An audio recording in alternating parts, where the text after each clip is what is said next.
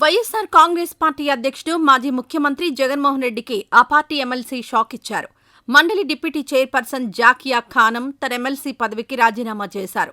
అకస్మాత్తుగా రాజీనామా చేయడంతో పార్టీలో కలకలం రేగింది. కాగా శాసన మండలిలో వైసీపీకి మరో వికెట్ డౌన్ అయింది. మండలి డిప్యూటీ చైర్మన్ గా ఉన్న జాకియా ఖానం పార్టీకి పదవికి రాజీనామా చేశారు.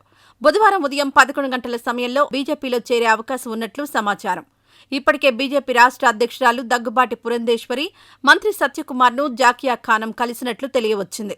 కాగా మంగళవారం రాత్రి తన రాజీనామా లేఖను పార్టీ అధిష్టానానికి మెయిల్లో పంపారు. ఆంధ్రప్రదేశ్ రాష్ట్రంలో కూటమి ప్రభుత్వం అధికారంలోకి వచ్చిన తర్వాత వైసీపీ పరిస్థితి అత్యంత దారుణంగా తయారైంది. ఏపీ అసెంబ్లీ ఎన్నికల్లో 11 స్థానాలకు పరిమితమైన ఆ పార్టీలో ఉండేందుకు నేతలు ఇష్టపడ్డం లేదు. జగన్ తీరుతో ఒక్కొక్క నేత బయటకు వెళ్లిపోతున్నారు. ప్రస్తుతం రాజీనామా చేసిన జాకియా ఖానంను 2020 జూలైలో ఎమ్మెల్సీగా గవర్నర్ నామినేట్ చేసిన సంగతి తెలిసిందే.